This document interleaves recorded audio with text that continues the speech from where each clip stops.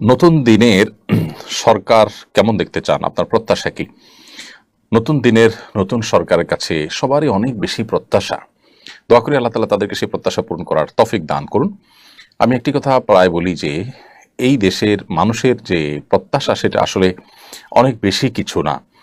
মানুষ চায় সুস্থ স্বাভাবিকভাবে সমাজে বসবাস করতে, জীবন নিরাপত্তা, তাদের সম্পদের নিরাপত্তা এবং দুর্নীতিমুক্ত একটি সমাজ। এই বিষয়গুলো যদি মোটামুটি এনশিওর করা যায় তাহলে সেক্ষেত্রে খুব বেশি আর প্রত্যাশার জায়গা মানুষের থাকে না। তারপর আমি পয়েন্ট আকারে কয়েকটি আমার ব্যক্তিগত অপিনিয়ন থেকে আমি কিছু প্রত্যাশার কথা উল্লেখ করতে চাই। প্রথমত, সংখ্যালঘুদের নিরাপত্তার পাশাপাশি সংখ্যাগরিষ্ঠ মানুষের চিন্তা, বিশ্বাস এবং চেতনা এগুলো যেন নতুন সরকারের দায়িত্বশীলদের কথায় এবং কাজে প্রতিফলিত হয়। আমরা বিগত দিনে দেখেছি যে সংখ্যাগরিষ্ঠ মুসলমানদের বা এদেশের সকল ধর্মের মানুষের ধার্মিকদের চিন্তাদের, সব মানুষই প্রায় ধার্মিক, এদেশের এটা ধার্মিকদের দেশ, ধার্মিকদের ভূমি এটা। সো এদেশের মানুষের চিন্তাধারার পরিপন্থী বিষয় শিক্ষা কারিকুলামে নানাভাবে পুশ করার অপচেষ্টা করা হয়েছে। সেটি যেন নতুন সরকার না করে, যদি করেন তাহলে সেক্ষেত্রে তার পরিণতিও তাদেরকে আগের সরকারের মতো বরণ করতে হবে। কারণ জনমানুষের চিন্তাধারার বিপরীত জিনিস আপনি পুশ করার চেষ্টা করবেন, অনবরত মানুষ হয়তো কিছু বলতে পারবে না, অনবরত সহ্য করতে করতে একটা সময় ধৈর্যের বাঁধ কিন্তু হারিয়ে যাবে। এই যে গণ আন্দোলন হলো, সর্বস্তরের মানুষ ঝাঁপিয়ে পড়লো, এটির একটি কারণ নয়, এর বহুবিধ কারণ আছে। নানা দিক থেকে মানুষ কোণঠাসা হয়েছে, সবার পুঞ্জীবিত ক্ষোভগুলো মানুষ প্রকাশ করবার একটা সুযোগ পেয়েছে। সো নতুন সরকার যেন সে বিষয়ে দায়িত্বশীল থাকে, যে সংখ্যালঘুদের নিরাপত্তার বিষয়টি যেমন দেখা দরকার, সংখ্যাগরিষ্ঠ মানুষের চিন্তা চেতনার পরিপন্থী কোনো কাজ যেন চাপিয়ে দেওয়া না হয়, সেটা যেন নতুন সরকারের সবার কথা এবং কাজের মধ্যে প্রতিফলিত হয়, এটা তাদেরকে খেয়াল রাখতে হবে। দ্বিতীয়ত যেই দাবি আমি রাখতে চাই বা যে প্রত্যাশা তাদের কাছে আমি করতে চাই তা হলো, বিগত দিনে আমাদের শিক্ষা কারিকুলামে যে ধ্বংসযজ্ঞ চালানো হয়েছে, আমাদের সমাজে যে অপশাসন, চাঁদাবাজি ইত্যাদি নানাভাবে প্রতিষ্ঠিত হয়েছে বিগত 50 বছর ধরে, সেই জঞ্জালগুলো দূর করাকে তারা সর্বোচ্চ প্রায়োরিটি দেওয়া উচিত তাদের, এবং গণমানুষের প্রত্যাশা পূরণ হয় এরকম শিক্ষা কারিকুলাম পাঠ্যপুস্তক প্রণয়ন করা দরকার। সেই সাথে চাঁদাবাজ এবং লুটতরাজকারী এবং সন্ত্রাসী, দুর্নীতিবাজ এদেরকে দমন করতে হবে। বিশেষ করে দুর্নীতির বিরুদ্ধে যদি জিরো টলারেন্সে তারা যান, জনগণ সর্বাত্মকভাবে সাহায্য করবে ইনশাআল্লাহ বিইذনিল্লাহ। দেখুন, সবজি, তরিতরকারি এগুলো কৃষক অনেক কম দামে বিক্রি করতে হয়, আবার শহরের মানুষ অনেক বেশি দামে কিনতে হয়। মাঝখান থেকে সামান্য কিছু গুটি অতেক চাঁদাবাজ তারা আড়তে, রাস্তাঘাটে চাঁদাবাজি করে এর দাম অনেক গুণ বাড়িয়ে দেয়।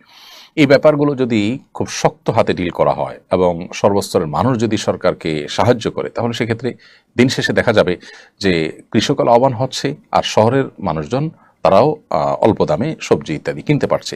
এরকম বহু ক্ষেত্রে চাঁদাবাজি আমাদের দেশে চলমান আছে। রাস্তাঘাটে আপনি দেখবেন যে মেইন রোডের উপরে গাড়ির যে অবস্থা, আপনার মহাখালীতে অনেক জায়গাতে দেখবেন যে মেইন রোডের উপরে সারিবদ্ধভাবে বড় বড় বাস দাঁড় করিয়ে রাখা হয়েছে, পার্কিং করে রাখা হয়েছে 2 সারি 3 সারি করে, রাস্তার অর্ধেক তাদের দখলে। আপনি ব্যবসা করছেন অথচ জনগণের ট্যাক্সের তৈরি করা, টাকায় তৈরি করা রাস্তাকে আপনি পার্কিং বানাচ্ছেন। এত টাকাতে আপনি বাস কিনতে পেরেছেন, আপনি পার্কিংয়ের জায়গার ব্যবস্থা করতে পারেন নাই। তো এগুলো অসাধু পুলিশ অফিসাররা তাদের কাছ থেকে ঘুষ খেয়ে তাদেরকে সুযোগ সুবিধা দিয়েছে নানাভাবে। এগুলোর বিরুদ্ধে বহুত রিপোর্ট হয়েছে, কিন্তু কারোর সাধ্য হয়নি এগুলোকে সরানো। তো এই সমস্ত জঞ্জাল সরানোর জন্য নতুন সরকারের দায়িত্বশীলদের আন্তরিকতার খুব বেশি প্রয়োজন হবে। আল্লাহ তাআলা তাদেরকে সে তৌফিক দান করুন। তাহলে দ্বিতীয়ত যেটা আমি বলেছি সেটা হলো যে চাঁদাবাজি, এই যে অনিয়ম, এই যে বিশৃঙ্খলা, এই যে লুটতরাজ, এই যে সন্ত্রাস, এগুলো বন্ধ করতে হবে এবং এগুলো বন্ধের জন্য সর্বোচ্চ উদ্যোগ নিতে হবে, জিরো টলারেন্সে আসতে হবে।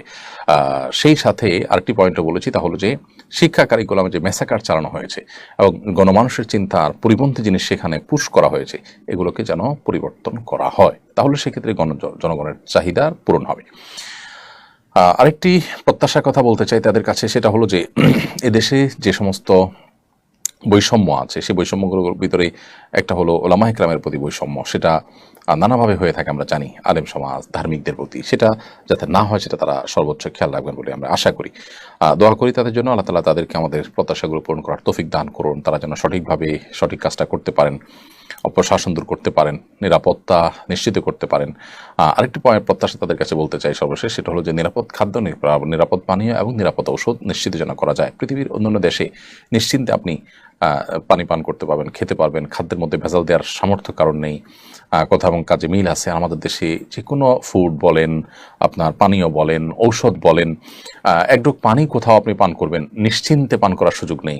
কোনটা শতভাগ নিরাপদ পানি আমাদের স্বাস্থ্যের জন্য ভালো, এটা এক কথায় বলার মতো কোনো পরিবেশ নেই। তার মানে এত বছরে এতগুলো সরকার আসলো গেল, আমাদের এক ঢোক পানি, নিরাপদ পানির ব্যবস্থা কেউ করতে পারেনি।